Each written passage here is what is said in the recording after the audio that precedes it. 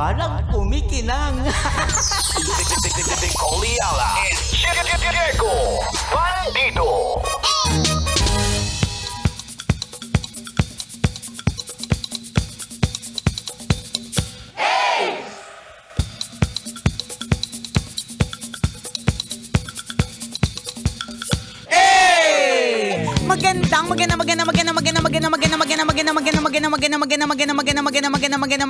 Magandang tanghali. Kumikinang na ulo, Diego Bandido.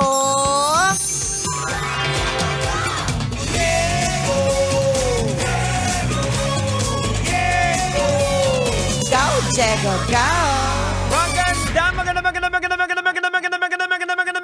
Magandang tanghali. Kumikinang ina.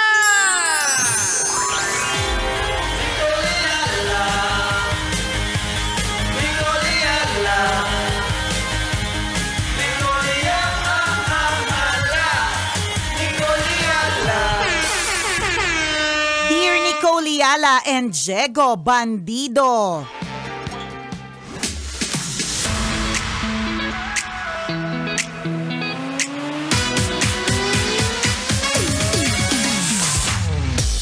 Isang napakalungkot na balita para po sa aming grupo.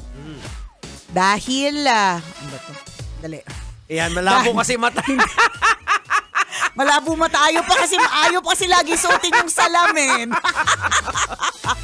Dahil yung inipon po namin sila simula January at dapat sisweldohin po namin sa December for palawagan ay na-scam. Ay, nakakalungkot naman. po kasi gumagamit na po talaga ang mga scammers ng deepfake.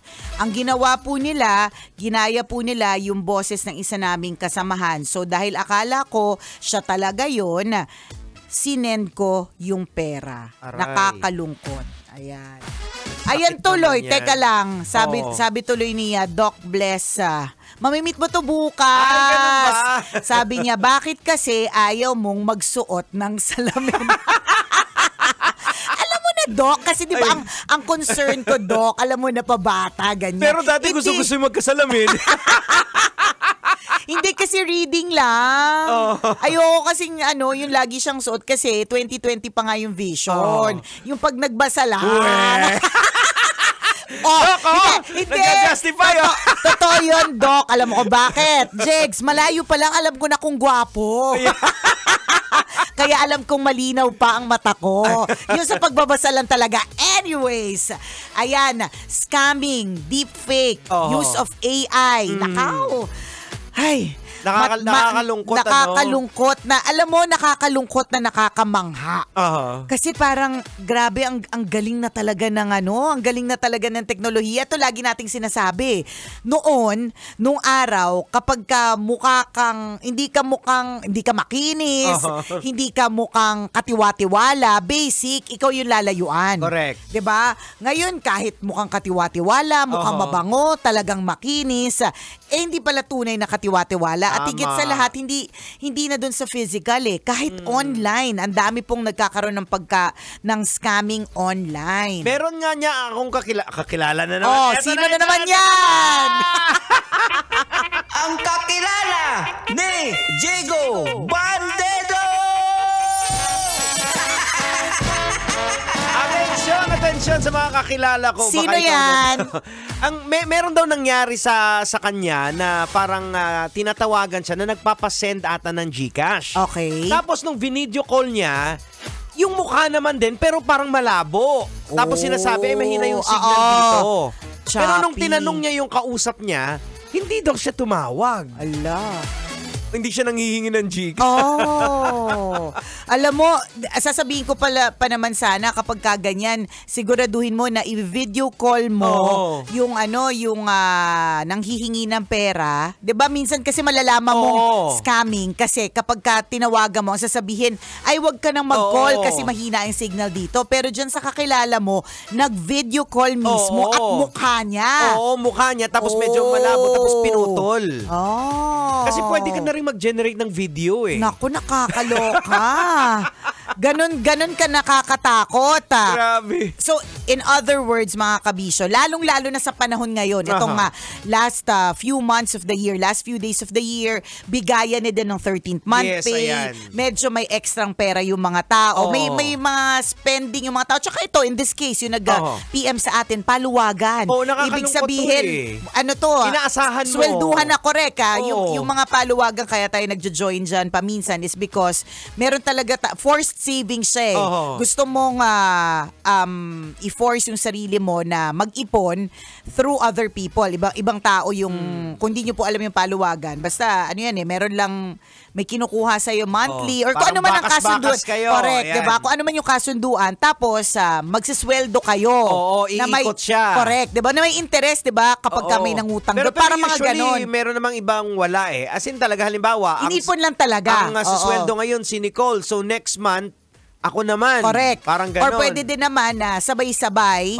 Kumbaga, meron lang talagang imbakan. Yung parang ganon. At nakakalungkot na kung yung inimbak mo na buong taon, tapos yung inaasahan mo, yung bang hindi ka nag-worry kahit wala kang 13th month pay, hindi ka nag-worry kahit na medyo mas tumaas ngayon yung babayarin mo pagdating sa utilities. Kasi alam mong meron kang meron kang hinihintay. Tapos masascam. Ang masaklap dyan, di ba, halimbawa, ako ine-expect ko na ako magsasahod ngayon. So may mga nakalaan na, halimbawa, may bibilihin, may babayaran. Correct. Tayo pa naman din ganon. Di ba, hindi pa natin hawak yung pera. Nagastos na natin. Correct. Sa utak at sa tunay na pinangutang mo na eh. May dadating naman akong pera kasi magpapaluwagan. Bilhin ko na yung ice box. Bilhin ko na yung Noche Buena package. Ganon. Tapos ang nangyari, pinadala doon sa scammer. Ayun na nga. Ang diba? sakit yan. Ang sakit at ang saklap. Well, sa ngayon, wala na muna tayong magagawa. Of course, i-report. Ayan. Yun yung isang dapat mong gawin. Hindi natin pwedeng sabihin. Of course, sasabihin natin, i-charge natin sa experience. Totoo naman yun. Charge it to experience. Mahal talaga ang tuition fee para matuto sa buhay. Diba? Ganon na. Pero at the same time, dapat sana magkaroon ng accountability. Ibig sabihin, hindi natin hahayaan na hindi ito isusumbong sa cybercrime fraud division. Parang ganon, yung mga ganon, yung may mga fraud pagdating sa sa online world ganyan para mas madami ang alam mo yung pag nagpatong-patong na yung cases, mas yung ganun ba, makatulong ka man lang. Yung man lang makaambag na hindi makatulong yung hindi mabiktima yung ibang tao. Alam mo yung nakikita ko dito sa parang tinuturuan din tayo ng leksyon na bumalik tayo doon yung connection na nagkita-kita tayo. Kasi ngayon, di ba, dependent na tayo sa online. Correct. So I guess it's about time na rin din na talagang we get in touch sa isa't isa. Yung personal na Pwede. Oo, diba? kasi ang AI kasi ngayon talaga nakakatakot sobra. Kaya boses mo, mukha mo. Tsaka, di ba Jake, sabi ko nga sa'yo nung isang araw, yung meron ako nakita na pina-edit niya. Tuwang-tuwa talaga ako dun eh. So, family picture sila, ang background po nila ay barong-barong. So, obviously, alam mo medyo hikaho sa buhay. So, ang sinabi niya dun, paki-edit, dalhin kami sa ibang lugar. Sabi ko sa iyo, dun sa 3,000 comments, halos lahat. Diba, nakapag-edit ng maayos, na kung di mo makita yung original photo, maiisip mo talaga na nasa England, nasa Turkey. Eh, kung makita ka ng kamag-anak mo na matagal ka nang di nakita, ay mayaman na sila. Iba na pala, punta na pala ng Paris. Dati Parisan lang yan. Tapos ngayon sa Paris na. So, gano'n na po katindi. And I think dahil mas wais na po, tapos mas high-tech na din, wala namang mabibiktima kung walang magpapabiktima. Correct. O walang mangbibiktima kung walang magpapabiktima. Ayan. So, kailangan wais ka din. So, kunyari, yung mga ganyan na naniniwala pa rin ako na while pwede na sigurong yung sabi mo, yung kwento mo ay video, pwede na palang kahit na video call, pwede mabago yung mukha, di ba? Pwedeng may ma-change, medyo blurred lang or whatever. Sa tingin ko, kung isa sa mga safe proofing is yung mag-allot kayo ng password na kayo lang grupo yung nakakaalam. Correct. Na hindi nyo talaga na hindi nyo talaga isusplok sa iba. Ayan.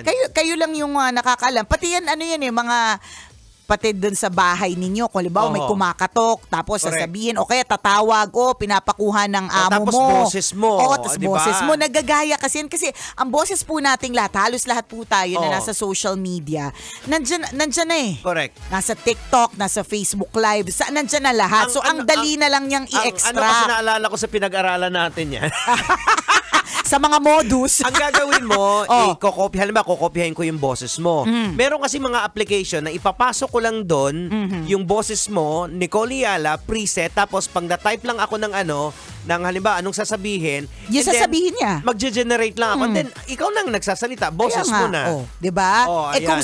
Kung sa phone lang 'yun, it's difficult to Oo. distinguish kung ito ba yung totoo o ito ay AI. Ayan. Kaya maliban sa fact-checking, yung sinasabi ni Nicole na kinakailangan meron kayong may Password. authentication. Oo, correct. Kemilu So something. kung nga sa mga bangko at sa mga ibang mga apps may two-factor authentication. Yan, oo. 'Di ba? Kayo din. Oo. Gawin yung 16-factor authentication kung ano man yun. Na kayo lang ang nakakaalam. Bago ka magsahod, may 16. Correct. May 16 munang dadaanan. Para siguradong hindi mo sa scam. Ano yung mga 16 na questions? Ayan. Sino yung una mong hinalikan? Oo. Saan sila naghalikan? Ilang seconds? Diba? Yung mga ganun, yung mga tipong... Layer of security, Correct. Yung mga ayan. tipong barkada nyo lang talaga, yung nakakaalam. Ganun na lang talaga yung gagawin natin kasi yun, I think, hindi na mafe-fake yun. Oo. Malalaman mo kagad. Tsaka meron yung mga diba? Meron yung mga signs na alam mong scamming. Oo. Kapag ka may hinihingi na sa'yo na OTP, Correct. pag may Ayan. mga hinihingi na mga personal na information, Yes. at sa tingin ko kapag ka nagmamadali. Oo. Yan. 'Di ba yung parang kailangan mo na i-send ngayon, nangangailangan ako ngayon mo na anuhin, 'di ba? Ayan. Again, take it from the professional. Victim. Alam na. Hindi scammer. Alam na, memorize yung steps. Take it from Memorize the na professional victim. Yan. Di ba? So kapag ka pinipilit ka, kapag ka merong, yun na, may mga hinihingi, yung mga ganon, yan yung mga indikasyon na, ay, scam ito. Ayan. Kasi sa mga nambibiktima din, pinoprofile din po yung bibiktimahin. Correct. Ayan, kagaya ni Nicole. Ayan. Pag sinabihan, ma'am, puputito ka. Ayan. Alam nila yon. Alam nila yan. Dahil si Nicole hindi masyado nagkukwento sa radyo. Oo, hindi ko masyadong sinasabi Bihira. yun. Never ko nga sinabi na madali akong bentahan eh. Basta sabihin nyo lang na pumuputi ako dyan at kumikinis o kaya lalo kang gumanda. Yan. Madali na akong mag-getchingin sa mga ganyang klase mga salita as a professional victim.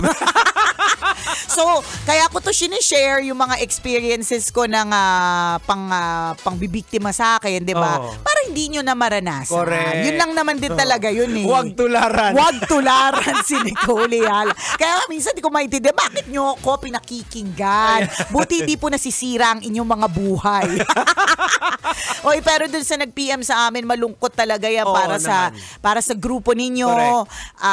Hindi niya na sinabi kung magkano ito, pero whatever the amount is, basta perang inipon ng matagal na panahon tsaka pinaghirapan, talagang masakit at masaklap. I-expect mo na din na hindi lahat makakaintindi sa naging action mo.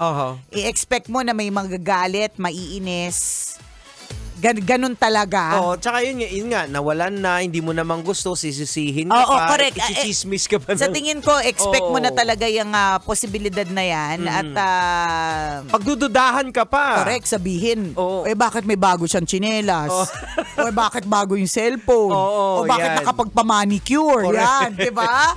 So, yung mga ganyan, makikita. mahalaga na tanggapin mo lang muna tapos lilipas din naman yan. Tsaka totoo naman po yung kasabihan at sinasabi ng mga matatanda na ang pera, it comes and it goes eh. So kung mawala man siya, maibabalik din. Correct. Hindi lang natin alam kung kailan, hindi lang natin alam kung gaano kalaki, 'di ba? Pero it comes and it goes. Oo, babalik din yan. Importante yung learnings. Oy, batiin mula ko dito. lang, nakikinig sa atin yung mga Papa Oscar Terminal dyan sa biyaheng Loton Paliparan. Uy, hello po sa inyo. Ayan. Kumusta kayo mga kuya? Ayos lang ba kayo? Na-miss na nila daw tayo. Talaga ba?